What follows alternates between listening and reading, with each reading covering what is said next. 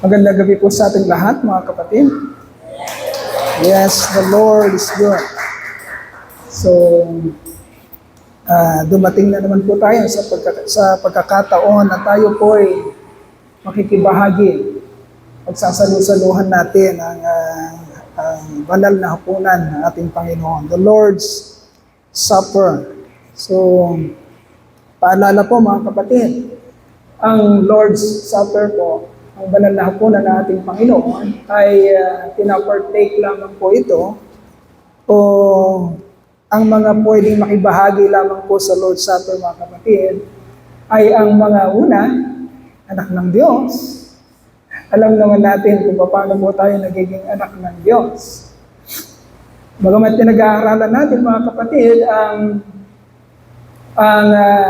plano ng Diyos sa ating kaligtasan na nangyari na noon pa, hindi pa man nagsisimula ang sanlibutan.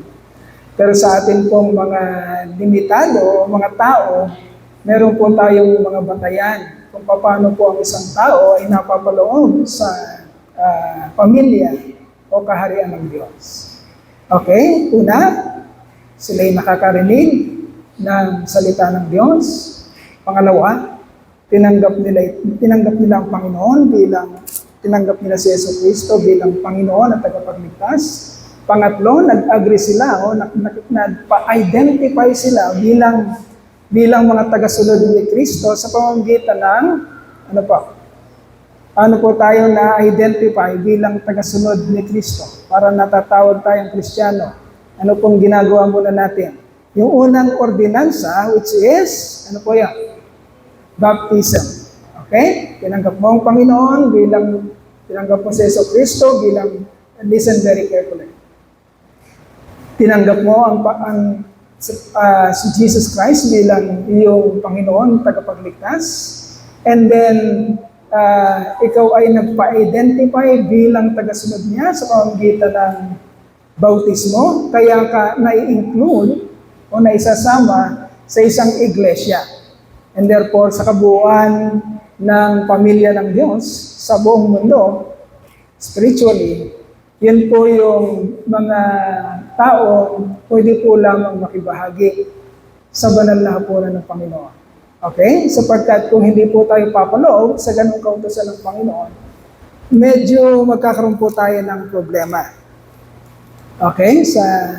Hindi lang po sa ating iglesia, maging sa kung paano mo tamang pinapatupad kung ano yung mga kautusan ng Diyos. Okay? So, yun po ang bago po natin gawin to. Kailangan patuloy natin ipaalala sa lahat.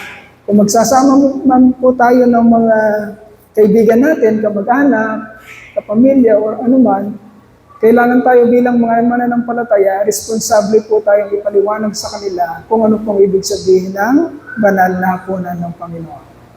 Okay? Sana po tayo po ay nagkakaintindihan tungkol dyan. Pagkat ang iglesia po ay medyo umusad na ng malayo sa pag-aaral ng salita ng Panginoon. At minsan hindi na natin nababalikan yung mga basic po natin, yung mga pundasyon po ng ating pananampalataya. At hindi na natin na ipapaliwanag. So, maganda rin pong bago tayo nagsisimula sa pag-alaala at pagpapartake ng banal na hapunan, ay makikita po natin ano po yung responsibilidad patungkol po dito. Okay? So, naniniwala po ako na bawat isa sa ating miyembro ng iglesia, I mean, yung legitimate member ng iglesia, ay naiintindihan po ang patungkol doon. At kaya pong ipaliwanag ito sa ating mga kamag-anak, kapamilya, at mga kaibigan. Okay. So, patuloy po ang ating pong pagdiriwang ng banal na hapunan ng ating Panginoon. Bagamat po ang mga mensahe natin ng mga nakakaraan ay napapaloob po sa kung paano ang ating Panginoong Jesucristo ay nagsakripisyo ng kanyang buhay, ng kanyang laman at ng kanyang dugo para po sa ating kaligtasan. Ang mensahe po na pinagkaloob sa atin ng Panginoon ngayon ay naging resulta po ng isang katanungan patungkol po sa mga nababanggit nating mensahe pag Sunday. Okay? It is about intercession. Nandiyan na ba yung ano? Ayan, it is about intercession. Ano po ang intercession, mga kapatid? Panalangin ng pamamagitan. Sa Old Testament, ang pwede lang mag-intercede o mamagitan sa Diyos at sa tao ay yung mga tinatawag na saserdote. Okay? Sa panahon natin, ang tawag sa kanila ay pari, kaparian, pastor, ministro. Yan yung mga, kung nasa Old Testament tayo, yung mga posisyon lang ng pari, saserdote, pastor, ministro, yan lang ang pwede mag-intercede or mamagitan sa tao at sa Diyos. Sa Diyos at sa tao. Sila yung nasa gitna na mamagitan. Mediator, parang ganon. Sa panahon ng Old Testament. Okay? Pero ngayon pag-aaralan po natin, gaano ka-epektibo ang intercessory role or intercessory prayer o panalangin ng pamamagitan ng ating Panginoong Jesucristo. Bagamat tapos na ang kanyang misyon sa lupa, which is the giving of His life, listen very carefully. Bagamat tapos na po yung misyon ng Panginoon, nung sinabi niya sa krus ng Kalbaryo, 2,000 taon na nakakaraan, tapos na! Finished! Yun nga yung pinapartake natin ngayon. Bagamat tapos na yun, mga kapatid, but still, ang ating Panginoong Jesucristo ay hindi pa natatapos sa kanyang pagtatrabaho. Ibig po bang sabihin, Pastor, hindi pa sigurado ang ating kaligtasan? Hindi po. Sigurado na po ang ating kaligtasan. Pero sinasabi po ng Biblia na ganon katindi ang pagtatrabaho ng Panginoon para po sa ating kaligtasan. Okay? Bagamat tapos na siya sa misyon niya dito sa lupa, na ibigay ang kanyang buhay, nananatili po siyang nag-i-intercede. Yun yung napakinggan natin ng linggo. Yung bumubulong siya, Ama, si Aloha, alalahanin mo. Pero nagbunsod po yun ng isang katanungan, which is legitimate. Nagbunsod po yun ng isang katanungan, at ang nagtanong po nun ay si Brother Midel.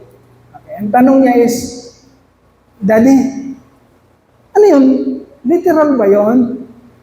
Literal ba na lalapit si Jesus Christ sa kanyang ama at ibubulong niya, Ama, si Midel, si Miko, si Mia, literal ba yan?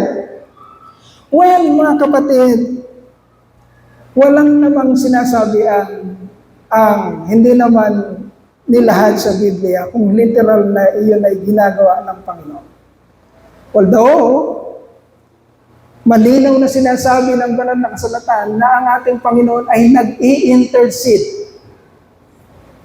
Ibig sabihin, namamagitan. Ibig sabihin,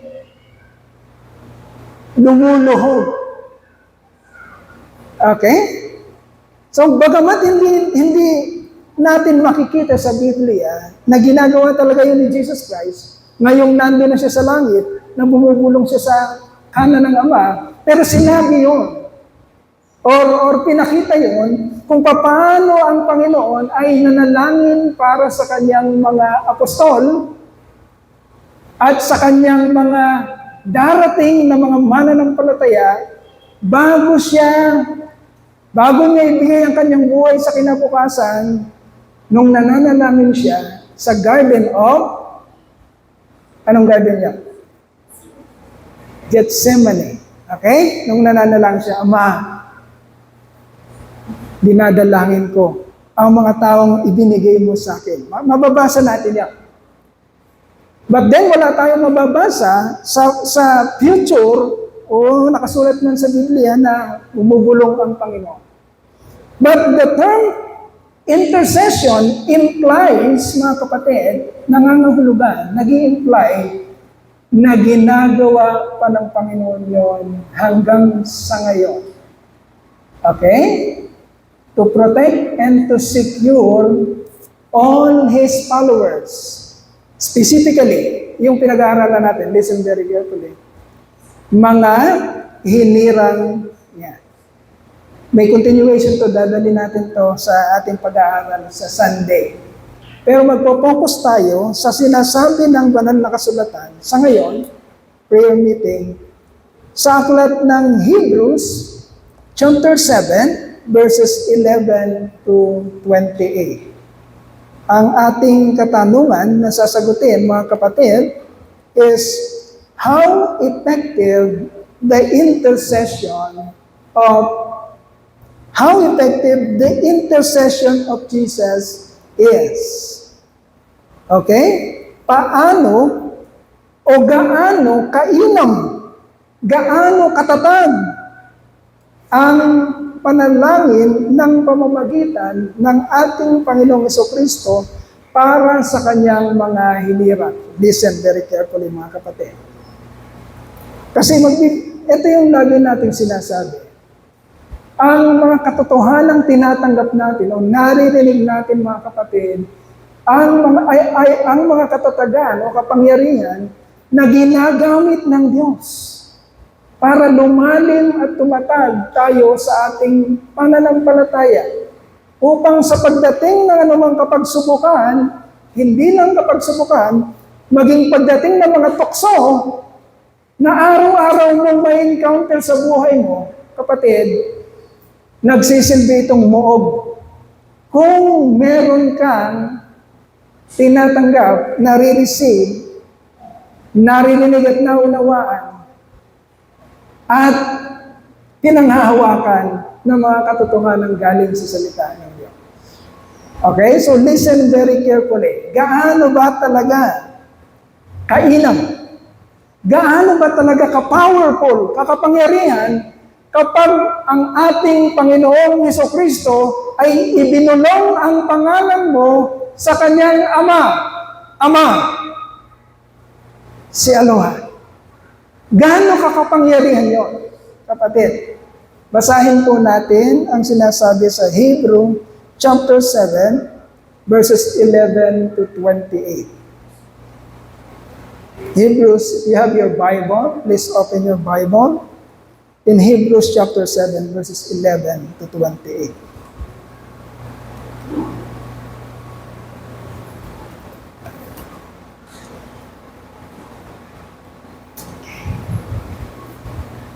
Nakasulat din dito, mga kapatid, sa ating board. And we will read Jesus Christ, our living intercessor.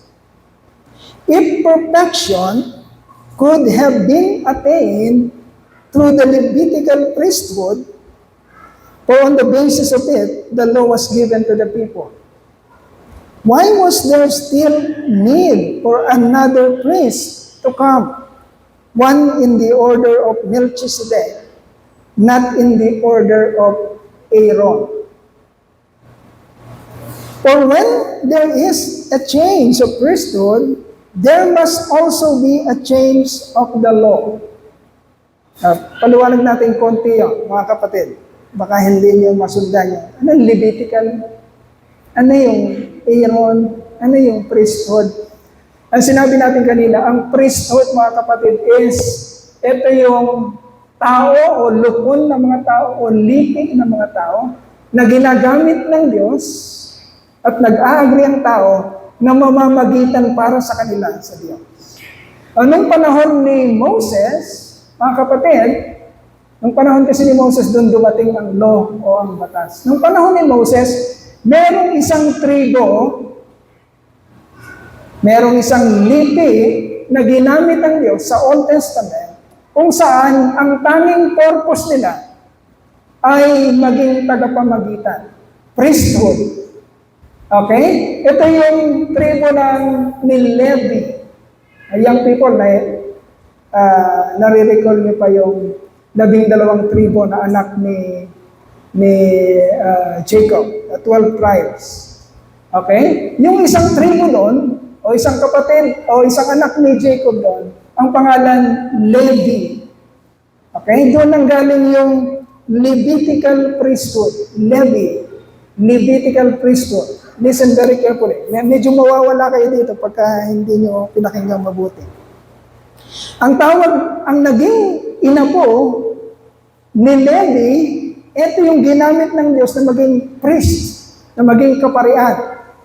Okay, from Levi, naging tribo ito, at ang tribo na yon ay mga Levitical priesthood, kung saan nanggaling si Moses, si Miriam, at si Aaron.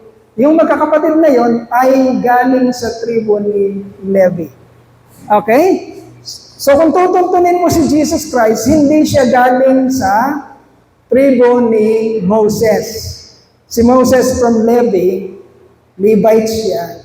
Si Jesus, anong tribo si Jesus? Sa 12 anak ni Jacob. Judah. Tandaan niyo Judah. Kasi yung pinag-uusapan dito, sa binasa natin, verse 11 and 12, sabi dito, bakit papalitan? Bakit ang nilagay ng Old Testament, ang priesthood ay nasa linya ni Levi, Levitical. Bakit bandang huli, ang ating magiging priest o ating magiging dakilang saserdote ay hindi galing sa linya ni Levi, kundi galing sa linya ni Judah. Para magkaroon lang tayo ng history patungkol doon. Verse 12, for when there is a change of priesthood, there must also be a change of the law. He of whom these things are said belong to a different tribe, and no one from that tribe has ever served the altar. For it is clear that our Lord descended from Judah, and not from the tribe of Levi. So hindi siya priesthood. Okay? Hindi galing si Jesus sa mga priest, sa mga priesthood. Sabi dito, it is clear that our Lord Jesus Christ descended from the tribe of Judah, not from the tribe of Levi. And in regard to that tribe, Moses said nothing about priests. Ibig sabihin, from the time of Moses, kasi si Moses, kay Moses ina-attribute yung mga nauunang aklat ng Biblia.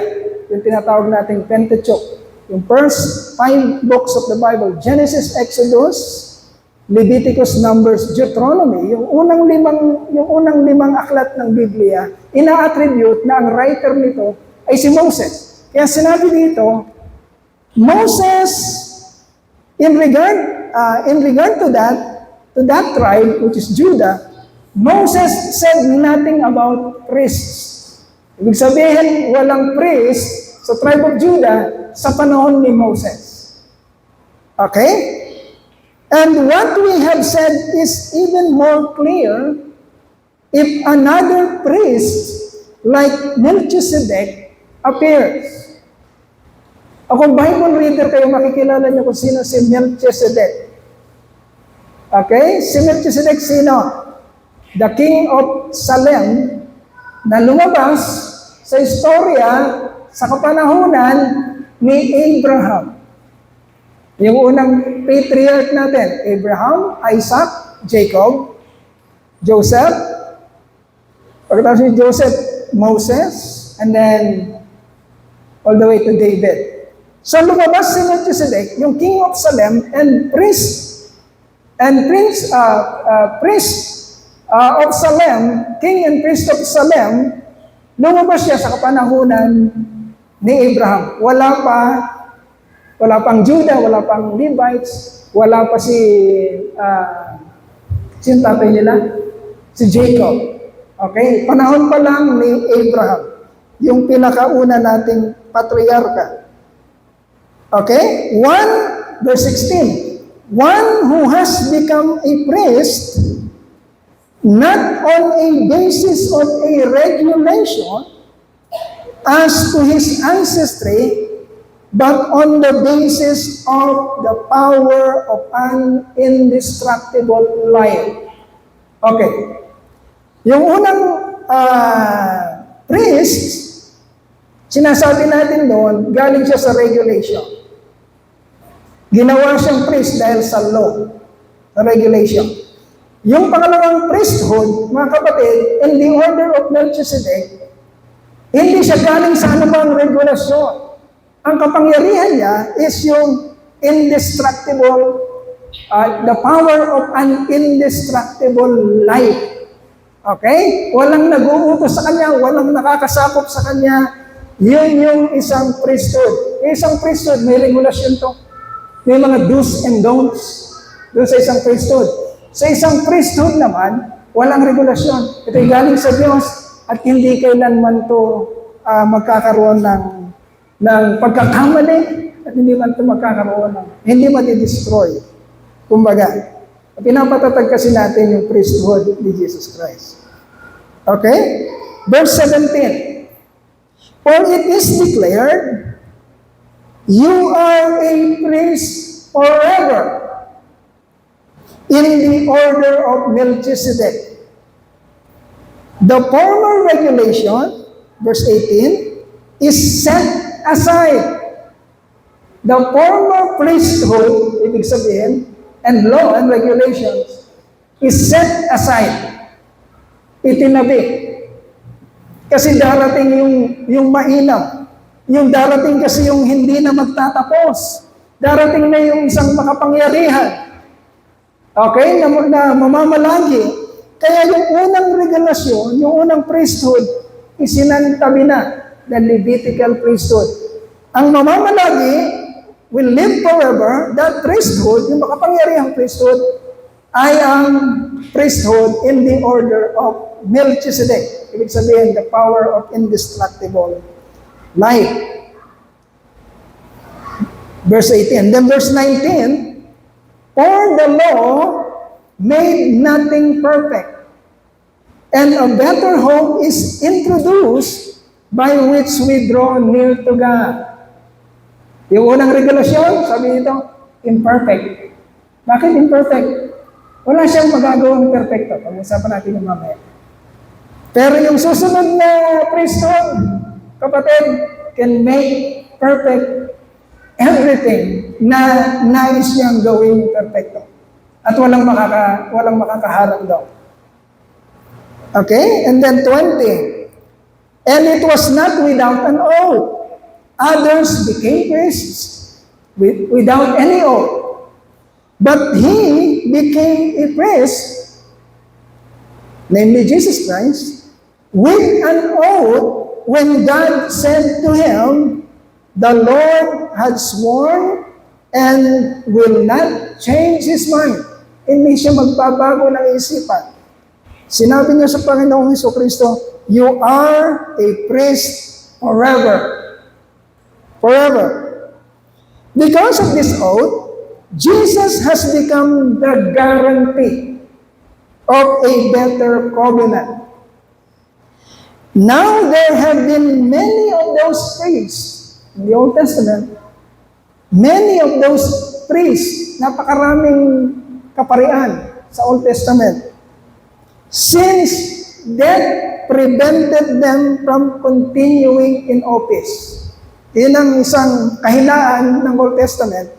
Ang mga tagapamagitan nung panahon ng Old Testament, ang mga tumatayong saserdote, pag-abot ng age na, yung pag matanda na siya, mamamatay siya. Papalitan ng iba. Hindi sila mag-continue sa office. Palaging palit ng palit ang mga kaparian ng Old Testament. Iba ng iba. Yan yung pagkakaiba ng sinasabi dito, the power of indestructible life. Si Jesus Christ, nung napunta siya sa office ng priesthood, hindi na siya napalitan. Wala nang pumalit. Siya na forever. Nagkakaroon tayo ng clue bakit makapangyarihan ang intercession, ang pamamagitan ni Jesus Christ. Okay? Jesus Christ hindi mapapalitan. When He assumed the office of a priesthood, wala nang papalit. Siya na, forever. Yan ang sabi sa kanya ng Ama. Sa verse 21, the Lord had sworn and He will not change His mind. Hindi na siya magpapalit. Hindi na papalitan ng Ama ang kanyang isipan. Nung inappoint niya si Jesus Christ, you are a priest forever. Once for all. Verse 24, but because Jesus lives forever, He has a permanent priesthood. Permanent. Wala kang tatawagin iba. Ang problema natin, meron tayong paboritong priest. Sana wag mangyayari yan sa ating mga nagsasabing Kristiyano. Wag tayong mamamaborito kahit pastor. Ay, gusto ko si pastor, doon ako, susunod-sunod ako doon sa priesthood na yun. Kung saan magpunta yung pastor na yun, susunod-sunod. No. Hindi tayo nakikipastor o nakikipriest o sino man o nakikiministro. Iisa lang ang intercessor natin, iisa lang ang priest natin. Sa kanya lang tayo magko-confide. Sa kanya lang tayo magsasabi. Sa kanya lang tayo lalapit. Iisa lang yan, dapat. Hindi si Pastor Boy, hindi si Pastor Boyd, hindi si Pastor Jonathan, hindi si Pastor Kaloy, hindi si Pastor Alfred, hindi kung sino mang pastor, ang Panginoong Jesucristo naman. He is the one and the only priest na makakatulong sa iyo. Walang maitutulong sa inyo si Pastor Boy? Anong kapangyarihan ni Pastor Boy? Wala. Isa lang makakatulong, ang Panginoong Jesucristo. He has a permanent priesthood. Therefore, He is able to save. Listen very carefully. He is able to save completely. Hindi partially. Pag ang priesthood mo, ang sacerdote mo, kapatid, si Jesus Christ, you will be completely saved. Kung ang sinusundan mo tao, naku po, kahit pastor siya, tao siya, walang magagawa yun. Kailangan ng priesthood mo, ang sacerdote mo, si Jesucristo. Bakit? Sabi kasi sa verse 25, sabi niya sa verse 25, therefore, He is able to save completely. Walang kulang. Hindi INC. Hindi incomplete. Completely. Those who come to God through Him, because He always lives to intercede for them. He always lives. Bagamat tapos na ang kanyang mission sa lupa, He always lives to intercede. Ama, si Aloha. Well, sinasabi lang natin yan. Hindi natin alam ang eksaktong nangyayari sa langit. Pero ito yung sinasabi, although indirectly, He lives to intercede. Namamagitan siya, maging hanggang ngayon. He always lives to intercede for them. Verse 26, such a high priest meets our need. Okay? Siya lang ang nakaka-meet. At hagdan sa gano'n, nakakasapat ng lahat ng ating pangangailangan. Kung meron kang kailangan, isa lang ang tatawagan mo at ma-meet niya lahat ng iyong kailangan. He meets all our need. Lahat ng kailangan mo.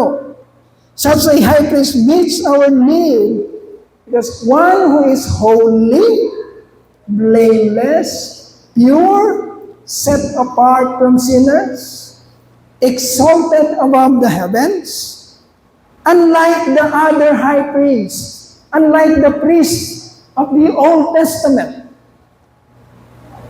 He does not need to offer sacrifices day after day. First for His own sin, and then for the sins of the people. Itong pagkakaiba. Sa Old Testament, araw-araw, nagbibigay ng sakripisyo sa most holy place. At walang ibang pwedeng magdala doon, kundi ang high priest. Okay? Merong isang high priest sa Israel, siya ang may responsibilidad na araw-araw magdadala ng sakripisyo sa most holy place. Sa Tagalog, sa dakong kabanal-banalan. May dala siyang sakripisyo, pinatay na tupa kasama yung dugo, yung wisik doon sa Ark of the Covenant. Ang sabi dito, dinala niya yun, una, para sa kanyang sariling kasalanan.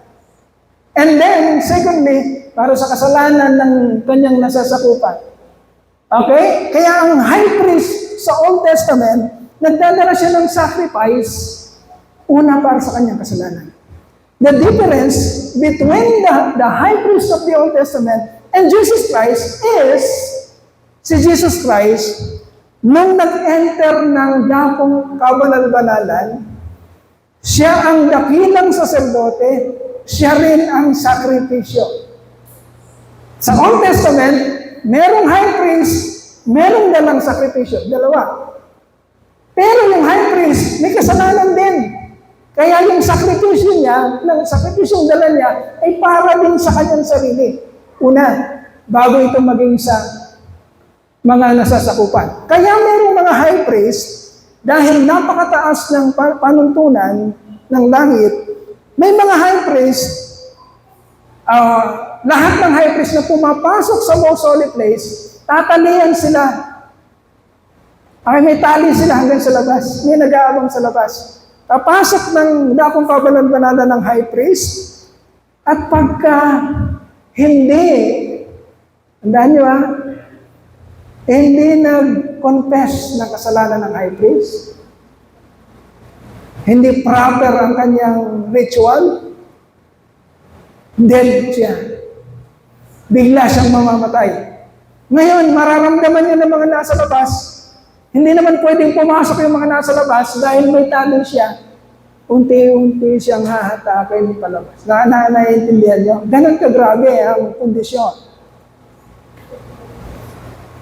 All the rituals, all the sacrifices in the Old Testament, by the law, kapatid, sabi ng binasa natin, hindi naging perfecto ang kanilang sacrifices. Now enter our Lord Jesus Christ into the most holy place. He is the high priest, which is pure, holy, blameless, set apart, exalted over everything, walang kasalanan, and He is also the sacrifice, the blameless sacrifice, ang tupa o kordero na walang bahid ng kapintasan. 2 in 1, the priest and the sacrifice, tinanggap sa langit. Okay? Yun ang priesthood natin. Yun ang tagapamagitan natin. Hindi ang Old Testament, kundi ang New Testament ng Panginoong Jesucristo. Ngayon, basahin natin, baka I'm getting ahead of myself. 27, unlike the high priest, he does not need to offer sacrifices day after day, first for his own sins, and then for the sins of the people. He sacrificed for sins once for all. Minsan lang, and it already happened 2,000 years ago at the cross of Calvary. He sacrificed. And that sacrifice is effective once for all. Isang beses lang, hindi na uulitin. Kaya hindi na mamatay si Jesus Christ at malapit na naman ang mahal araw. Hindi siya mamamatay every Lenten season. Nasasabihin ng mga matatanda, huwag kang maliligo, patay ang tubig, huwag kang pupunta sa huwag kang maggagala, maraming maligno. Bakit mo maraming maligno? Patay si Jesus Christ. Sinong magtatanggol sa'yo? Yan ang superstition. Tandaan niyo mga kapatid, ginawa na yun ni Jesus Christ, tapos na yun, 2,000 years ago, once for all, never to be repeated, never to be replaced. Hindi na ulitin at hindi mapapalitan. Nung tumindig si Jesus Christ sa office of priesthood, kapatid, sabi ng kanyang ama, you will be a priest forever. It is permanent. Kaya kung inyong pananampalataya ay ibinagap nyo dun sa forever priesthood ni Jesus Christ, kapatid, you will never go wrong. No regrets. Okay? Kapag ang ating pananampalataya ay nilagap natin sa ating Panginoong Jesucristo. No regrets. Sana, nag-agree tayo doon kung talagang nauunawaan natin ang katotohanan galing sa ating Panginoon. And then verse 28, for the law appoints a high priest, men who are weak, but the oath, ibig sabihin yung pangako ng Diyos, which came after the law, appointed the Son. Sino yung appointed Son daw dito sa binasa natin? Sino yung appointed Son?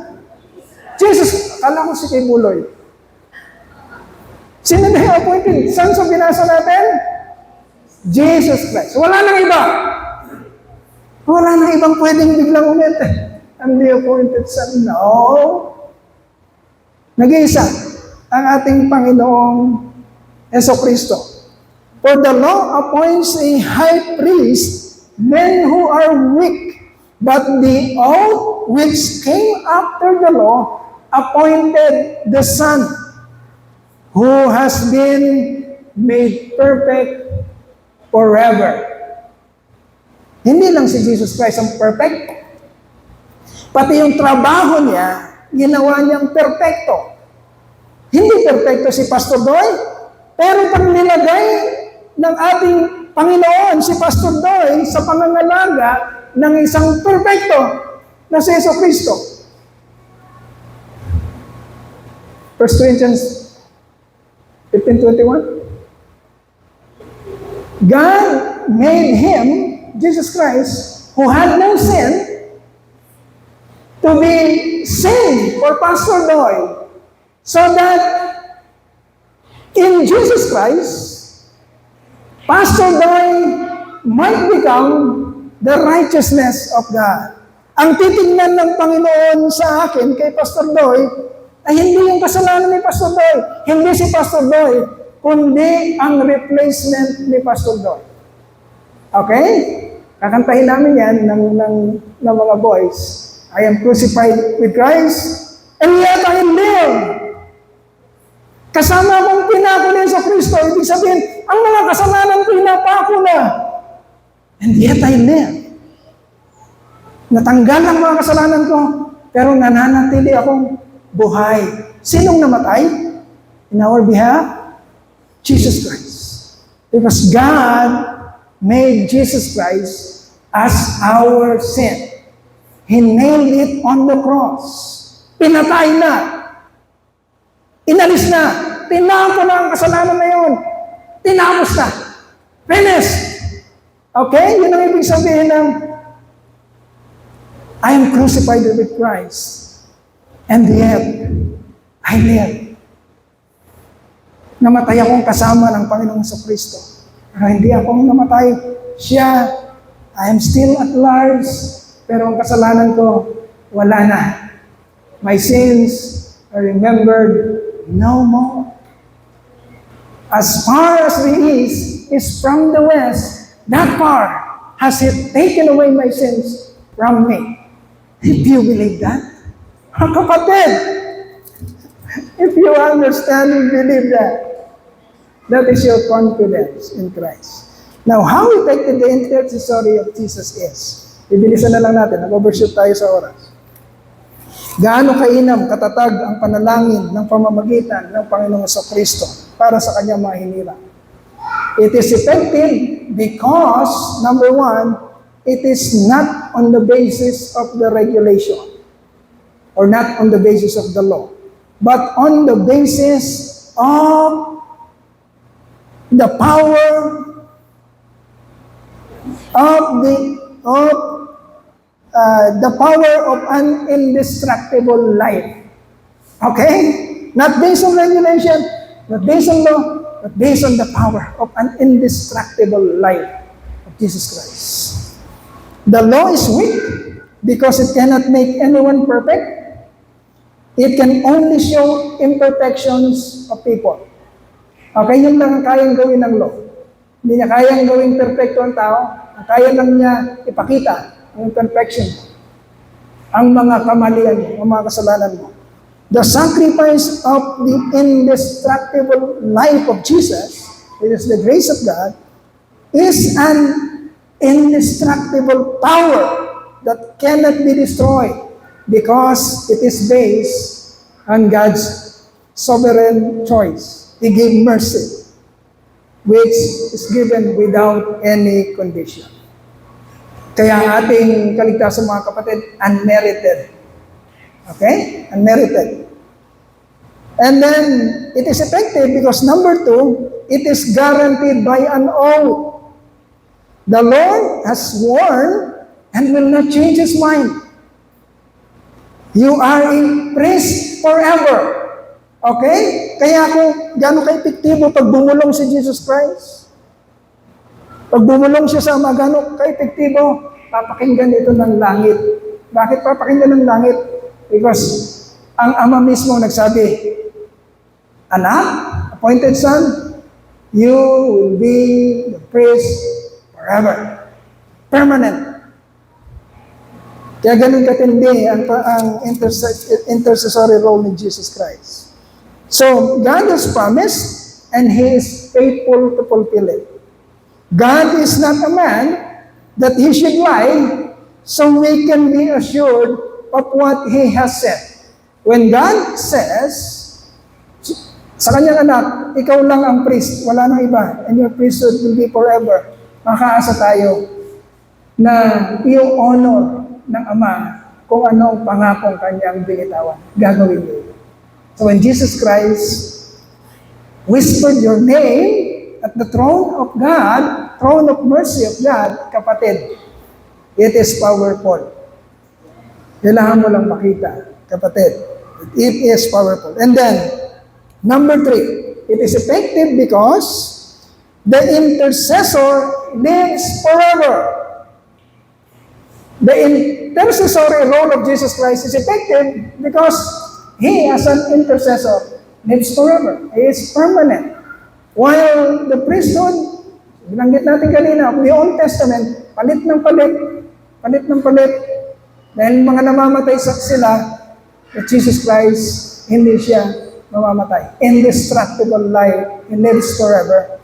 So when He assumed the office of intercessor, kapatid, hindi na siya kailanman mapapalitan. He has a permanent priesthood, unlike the priests of the Old Testament, who died and prevented them from continuing to serve.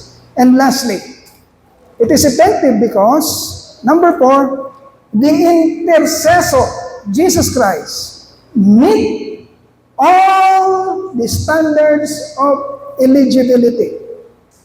Okay, yun yung 4. The intercessor meet all the standards of eligibility. Eligible. Okay? Karapat-dapat. Ano yun? The heaven will hear Him because of His perfection. He is perfect. He is holy. He is blameless. He is pure. He is set apart from sinners. Consecrated. He is exalted above the heavens. He is the once for all sacrifice, and His office is made perfect forever. Okay? So knowing that truth, mga kapatid, kung sino ka at kung sino ang pinagkatiwalaan mo, ang ating Panginoong Jesucristo, tumataas ang ating kumpiyansa. Lumalago ang ating pananampalataya pag naunawaan natin at nagkakaroon ng kahulugan ang pagkikibahagi natin. We have a mighty God na inayos na ang lahat, pinrepair na ang lahat, at ini-offer sa atin ang lahat ng benepisyo ng kanyang pinaghirapan. Mga kapatid, the Lord's Supper is our Lord's sacrifice to us. He prepared everything we need. May it be beneficial to us. May we really understand all the meaning behind our partaking of the Lord's Supper. Nawa mga kapatid, nakita natin ang kahalagahan nito. At nawa rin maging seryoso tayo sa pagganap natin, pakikisan natin ng banal na hapunan ng ating Panginoon. Papurihan po natin siya. Palakpakan po natin siya. Let us pray. Hallelujah, hallelujah, hallelujah. Ama naming dakila, muli po, ang iyong iglesia, ang inyo po mga anak ay nagkakatipon upang solemnly, seriously, ay makibahagi kami, makiisa kami sa iniwan mong ordinansa sa amin, Panginoon, ang pakikibahagi ng banal mong hapunan. Ama, nawa, Panginoon, ang bawat isa po sa amin ay nagtika, nag-meditate, sinuri ang aming mga sarili, at patuloy na humingi ng awa, humingi ng kagandahang loob mo, na gawin mo kaming karapat-dapat, Panginoon. Sapagkat nalalaman din namin ang magiging seryosong epekto nito kung binabaliwala namin ang kaseryosohan ng inyo pong banal na hapunan. Ama, salamat po, hindi ka tumitigil sa pagpapaalala sa amin. Nawa, Panginoon, ang bawat isa sa amin, matagpuan ang kapayapaan at kaligayahan sa amin pong pakikibahagi. Salamat po sa iyo pong papuri, sa iyo pong pagsamba, tinataas po namin sa pangalan ng iyong anak, ang aming Panginoon at tagapagligtas na si Yesu Kristo. Amen, amen, and amen.